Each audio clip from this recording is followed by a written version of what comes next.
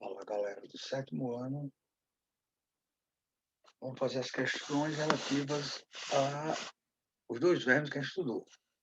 Estudamos plateumintos e nematelmintos. Os plateumintos são os vermes achatados. Entre eles nós temos os vermes da esquistossomose e dos nematelmintos nós vimos os vermes redondos, que é o caso da lombriga, é o caso do amarelão, é o caso da oxiurose, que também nós vimos. Então, na aula chamada oral, a gente vai explorar esses dois tipos de vermes: plateumintos, vermes achatados, nematelmintos, vermes redondos. Então, eu selecionei algumas questões aqui para que depois você faça uma revisão em casa. Tem os capítulos relativos a esse assunto, você também vai fazer as questões, qualquer dúvida você manda para mim. Tem aqui, ó, V ou F, você vai colocar aqui nessas lacunas aqui. E aí a gente vai tirando dúvidas. Primeira coisa, todos os dois são parasitas, tanto os plateumintos como os nematelmintos. São parasitas, seres que alimentam-se do outro para sua sobrevivência. Sempre, de alguma forma, ele causa algum dano no seu hospedeiro.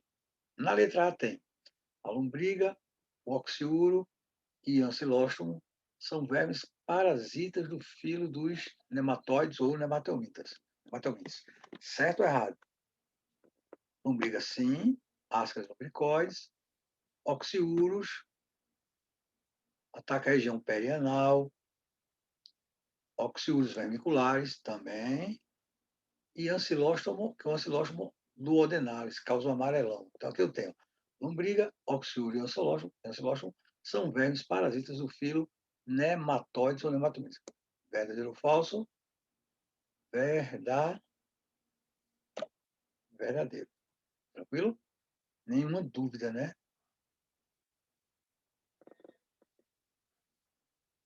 Na letra B, eu tenho o corpo dos nematóides tem forma achatada em forma de fita. Não, a gente sabe que não é isso não. Quando a gente vai estudando os vermes, primeiro a gente estuda os plateumintos, que são os vermes achatados. Esses sim são achatados. Já os nematóides, eles têm corpo cilíndrico. E ele está dizendo aqui que é achatado. Falso. Até agora nós estudamos os filos do reino animal. Quantos filos tem no reino animal?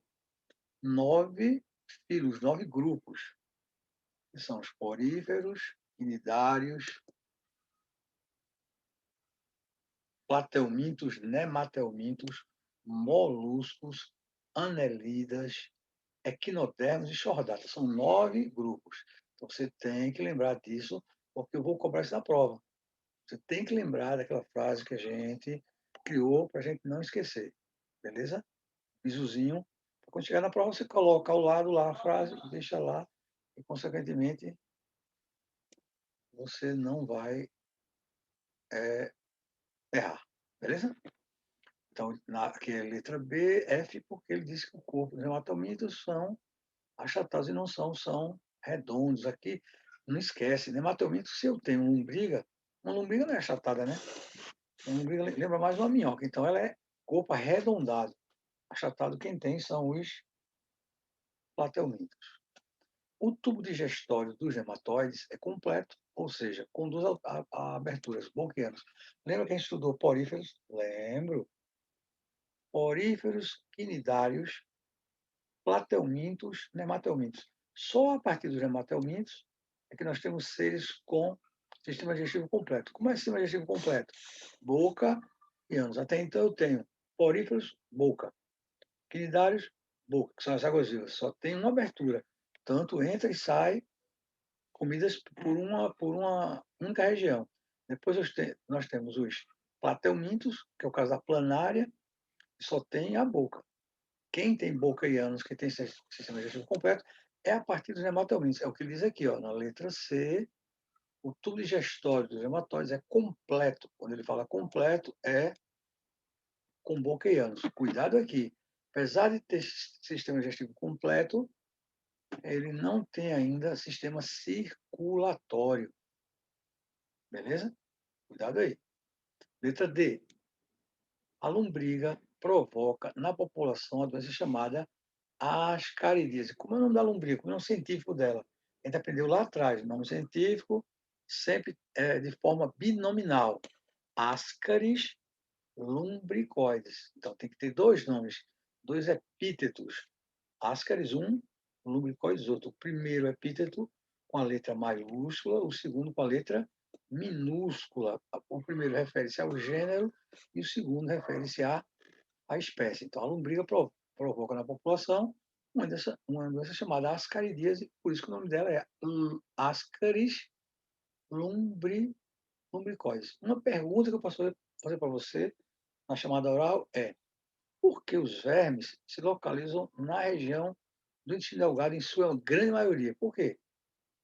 São parasitas, não são parasitas? São parasitas. O que é que acontece na região do sistema digestivo, na parte do intestino delgado? Ocorre absorção de alimentos. Pô, se eu fosse você, se eu fosse um parasita, eu ia ficar me colocando na região onde tinha maior quantidade de alimentos. Você mora numa rua, uma rua que tem supermercado. Se o supermercado fecha, você vai morrer de fome, você vai procurar outro, você vai procurar outro. Então, o verme, quando ele entra no nosso corpo, ele vai procurar uma região onde tem alimento disponível. Então, geralmente é no intestino delgado, que é onde ocorre a absorção dos alimentos. Qual é a função da digestão?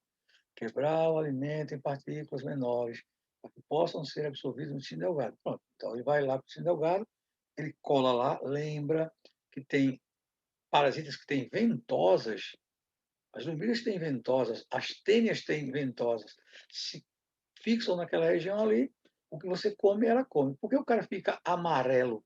Está-se o nome da doença de amarelão. Porque, em vez de dele absorver a comida, quem absorve é o verme. Lembra que você brinca com seus amigos aí na sala de aula, chamando eles, dizendo que eles têm uma solitária? Professor, isso não é que come, come, come e não engorda? Tem uma solitária aí dentro? Por quê? A solitária, esse nome porque geralmente é encontrada apenas uma, mas ela tem um tamanho muito grande, ela tem quase, às vezes 1 metro. Em cada proglótide, em cada parte dela, ela vai absorvendo a comida e vai retendo ali. Então, em vez da pessoa comer, quem come é ela. Então, a pessoa não vai ficar com a, a estrutura normal, porque o ferro que tem na comida não vai para ela, vai para a solitária. Consequentemente, ela vai ficar com a pele amarelada. Por isso que chama-se de amarelão, beleza? Então, aqui ele diz que a lombriga provoca na população a doença chamada de ascaridíase, Ascaris lumbricoides. Na letra E, eu tenho todos os indivíduos contaminados com lombrigas apresentam sintomas. Cuidado na biologia, cuidado que toda vez que a gente tem uma pergunta ou uma afirmação ou uma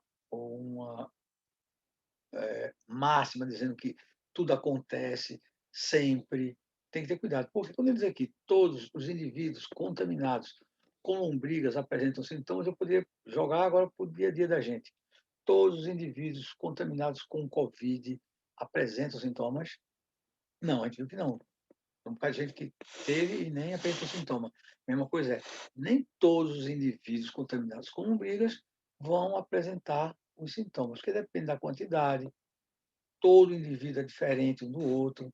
A gente viu isso lá no 6º ano, que DNA é que varia de uma pessoa para outra. Todo mundo responde a uma intoxicação diferente, porque cada pessoa é única. Então, quando ele diz aqui que todos os indivíduos contaminados com lombrigas apresentam sintomas, aqui é falso. E tudo depende dos anticorpos que cada um possui, quantidade de verme que ele ingeriu, da capacidade de resposta que ele tenha no seu sistema imunológico. Na letra F, ele diz hábitos de higiene adequados, como lavar as mãos antes de comer ou pegar em alimentos, lavar com água tratada as frutas e os legumes, evita as caridíase. Pô, isso aqui eu não vou nem responder, né? Quem está cansado de falar sobre isso, né?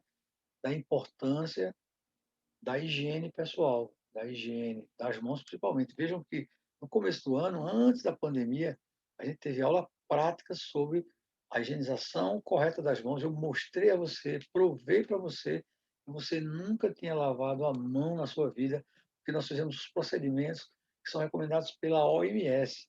Lavar a palma da mão, lavar o dorso da mão, lavar entre os dedos. Tem procedimentos em que você lavava tanto o dedo mindinho, lateralmente, como o polegar.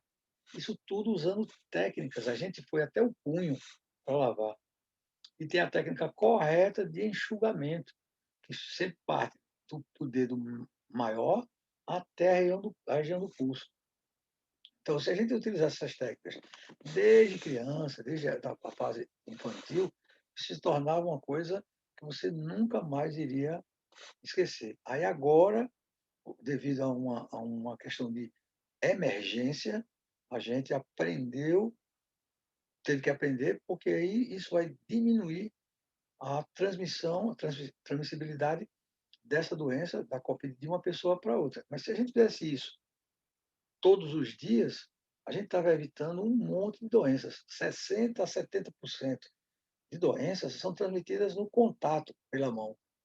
Então, se a gente agora, depois que aprendeu que, pelo menos para a Covid, você está morrendo de medo de morrer aí, está fazendo isso, faça isso ser um hábito, tanto para você como para as pessoas da sua família. Beleza? Tranquilo?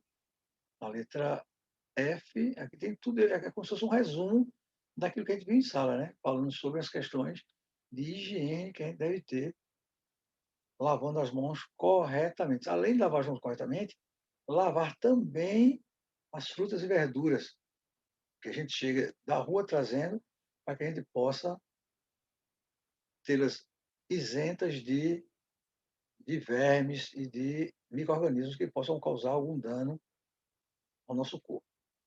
Na letra G, eu tenho aqui a ancilostomíase, Ancilostoma duodenalis. Olha o nome da bichinha. Ancilostoma duodenalis. Duodenalis porque fica no duodeno. O que é o duodeno? O duodeno é a região do sistema digestivo, a parte relativa ao intestino delgado. Depois do estômago, nós temos o intestino delgado. Depois do estômago, nós temos o duodeno. É no duodeno que ocorre a absorção dos alimentos que a gente acabou de falar. Intestino delgado, 2 a 2,5 metros. Ele é todo dobrado dentro da cavidade abdominal. Só porque o intestino delgado ele é todo dobrado. Porque se a função dele é a absorção dos alimentos, quanto maior o seu tamanho, maior o tempo de absorção que a gente tenha. Por isso que mamãe e papai pedem. Olha, depois de comer, fica quieto. Porque tem um movimento que existe, chamado movimento peristáltico, que vai ocorrer quando tu estiveres relaxado. Se tu for comer em frente à televisão, vendo programa policial, por exemplo, tu não vai estar com a tua musculatura relaxada, tu vai ficar atento ao que está acontecendo ali. Vendo jogo de futebol, vendo luta, videogame. Não, o ideal é que você coma, depois você, se possível, ó, isso é um sonho, tirar uma sonequinha. Porque eu digo sonequinha, é aquela sonequinha de meia hora, 1 hora no máximo, né? Né, dormir a tarde todinha, só acordar lá para as 5 horas não. Por quê? Porque quando você está relaxado, o movimento peristáltico que ocorre involuntariamente, quer dizer o quê? Sem a tua vontade, está parado e ele está acontecendo lá. Ele começa lá na faringe e vai até o intestino delgado. Então, esse movimento ocorre através da musculatura lisa. Se eu estiver tenso, esse movimento vai acontecer bem lentamente. Mas se eu estiver relaxado, esse movimento vai ocorrer rapidamente, bem fácil. Aí vai facilitar a descida do alimento. Lembra, a gente falou isso. O alimento não desce por gravidade, não é pegar o alimento, botar dentro da boca, não, que ele vai descer como tu queres, não. Se eu colocar uma pessoa de cabeça para baixo, ela tem capacidade de se alimentar? Tem ou não?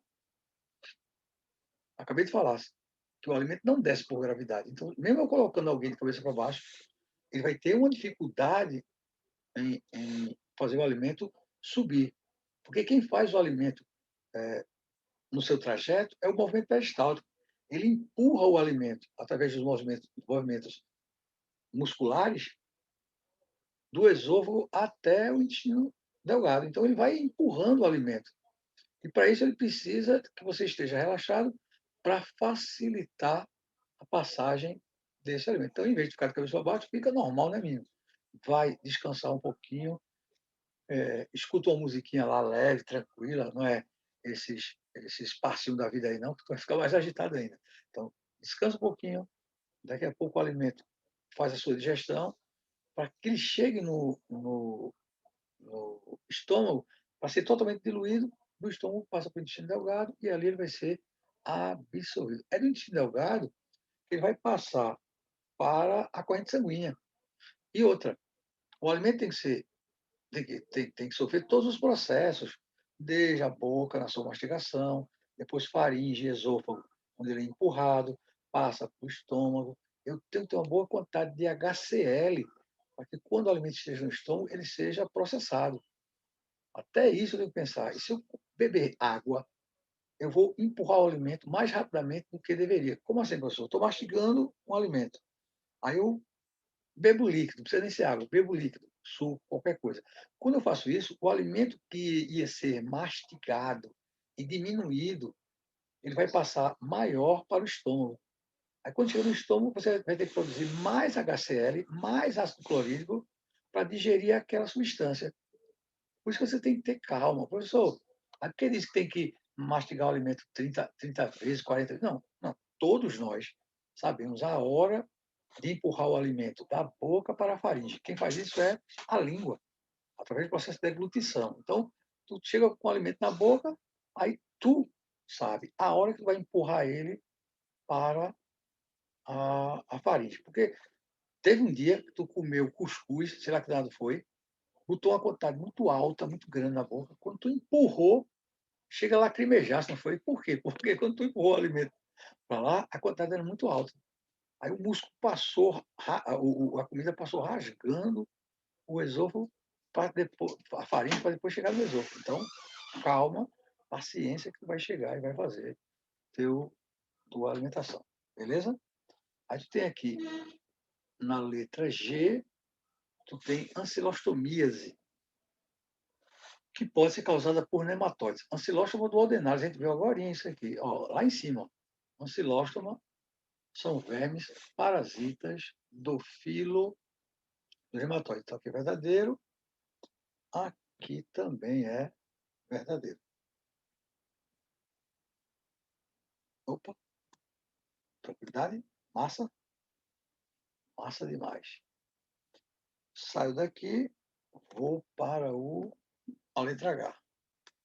A ancilostomíase pode ser evitada por uso de calçados em solos com focos da doença. A ancilostomíase pode ser evitada. Eita, poxa, essa doença aqui, que pode ser evitada por um simples uso de calçados. Então, peraí, o cara é pobre,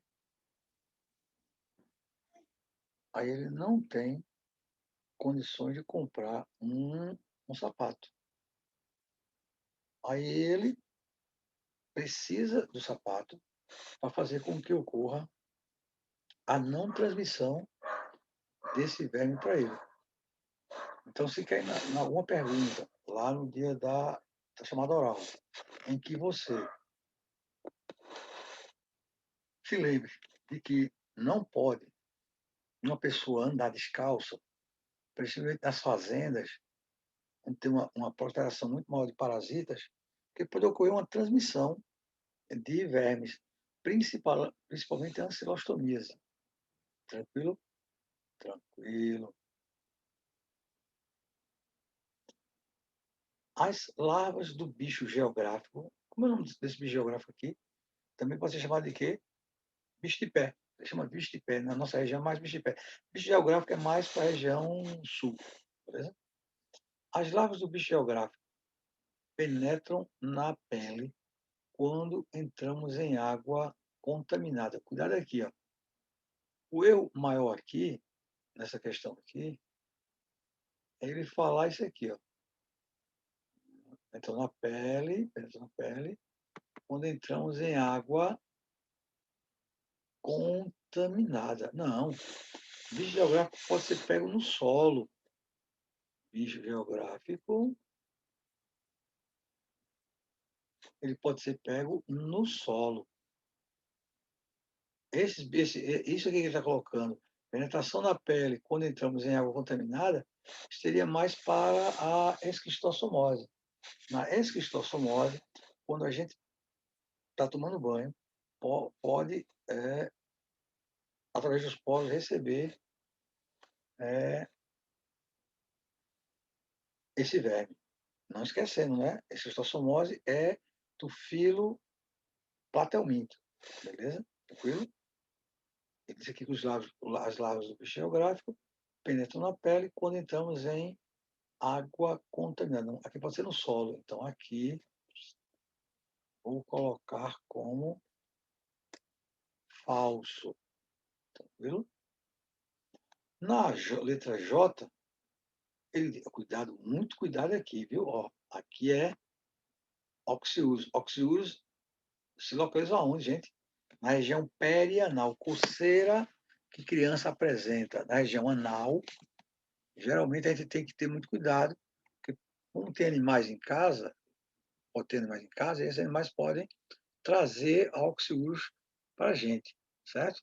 A transmissão do oxiúros pode ocorrer de um indivíduo para outro pela inalação da poeira contendo. Será, velho?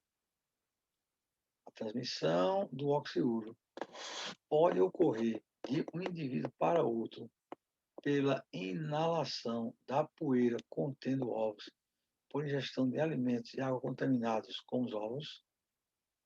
Pode sim, pode sim. Por quê? Porque quando esse oxiúro está na região do solo, uma poeira pode levantar esses vermes e vão contaminar, ó, ocorrer de um indivíduo para outro pela inalação da poeira.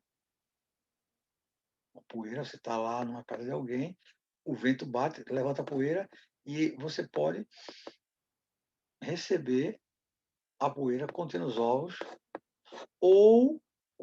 aqui, ó, ou por ingestão de alimentos e águas contaminados com os ovos. Então, quer dizer que, além da questão da água e dos alimentos contaminados, tem também a questão da poeira, porque às vezes resseca, as fezes ressecam e elas se tornam poeira. É o que acontece, por exemplo, com fungos. O pombo. O pombo não é o causador da doença fúngica. Não é o causador, ele é um dos transmissores, porque é o seguinte, ele chega no local, ele defeca. O fungo respiratório se alimenta das fezes do pombo. Aí, quando essas fezes ressecam, a poeira leva até uma pessoa, por exemplo. Então, você assim, o pombo é um causador de doença. Causador é diferente quem transmite. É a mesma coisa eu perguntar para você quem é o causador da dengue. O causador da dengue não é o mosquito. O mosquito ele é o transmissor. Cuidado para você não causar um erro na hora de estar respondendo as perguntas que eu perguntar para você. Qual a diferença de agente etiológico para vetor biológico? Agente etiológico. Agente etiológico é quem causa a doença. Quem causa a dengue é o vírus. Quem causa a gripe é o vírus. Quem causa a Covid é o vírus. Mas já quem causa esquistossomose é um verme. Quem causa filariose é um verme. Não confunda uma coisa com a outra. Quem causa e quem transmite. Então, aqui é verdadeiro que o oxiúro ele pode ser tanto ingerido por alimento e água contaminados e pode também ser inalado na poeira que contém os ovos. Beleza? E por último aqui, nós temos a filária. que vive nos vasos linfáticos. Cuidado aqui, não é vaso sanguíneo não, viu? Filária vive dentro de vasos linfáticos, causando a filariose. Por isso que é filária, filária é o nome do verme causador da filariose ou elefantíase. Que danado é elefantíase? É porque as pernas das pessoas atingidas apresentam aspectos parecidos com elefantes. Aí dá-se o nome de elefantíase. Tranquilo? Então, nós tivemos somente uma, duas, três questões falsas. Todas as outras foram verdadeiras. Notaram aí, então? Não confundir quem é plateuminto com nematelminto. São essas perguntas que a gente vai fazer lá na chamada oral. Qualquer dúvida, manda para a gente tirar essas tuas dúvidas. Valeu? Valeu, fera!